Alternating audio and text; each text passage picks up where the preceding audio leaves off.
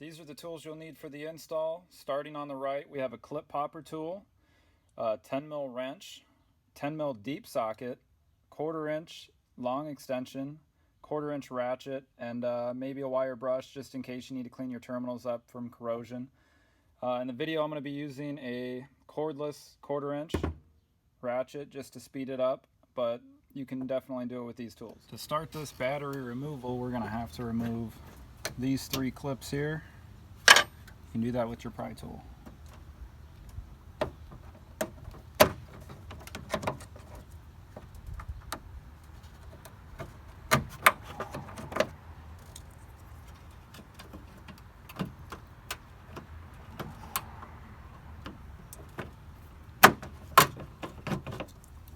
This flap will fold back out of the way, and then you have access to the 10mm that's under there.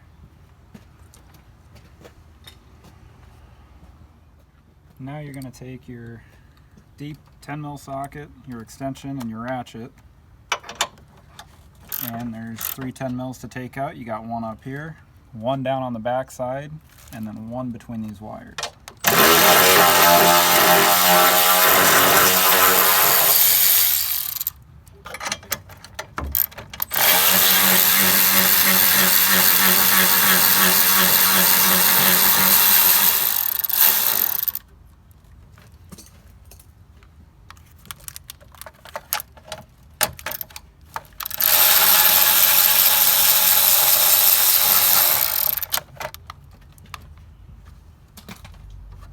Now that you have those 3 out, your computer will fold back out of the way and you have full access to the battery. Now that you have the computer out of the way, this is where your 10mm wrench is going to come in. Your positive is actually down through the side, so you'll need the wrench to be able to loosen that up. The negative, on the other hand, it's coming out the top, so you can use the same setup you used to take the computer off. Loosen that up.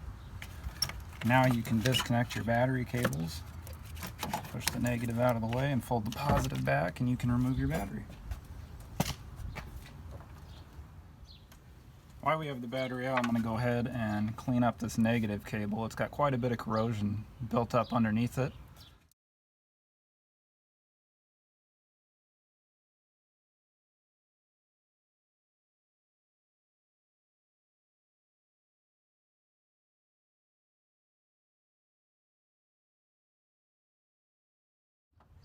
Now you're ready to put your new battery in. Go ahead and drop it in and just reverse the removal process. Your positive up first, then your negative. Make sure they're down far enough that the post is actually coming out, because they are tapered. It's good and tight. Make sure the terminal does not move on there. And use the 10mm wrench again.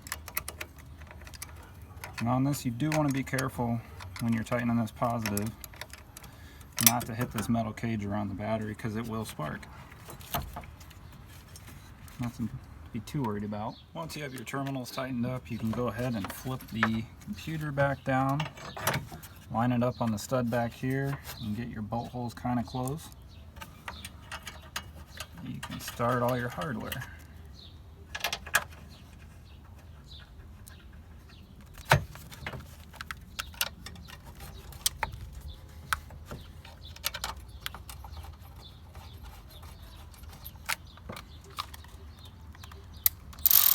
Once you have them all started, you can go ahead and tighten them down.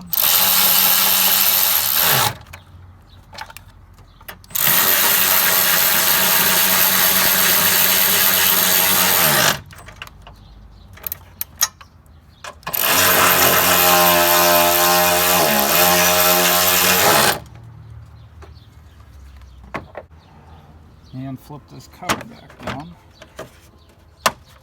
And you can go ahead and pop your clips back in.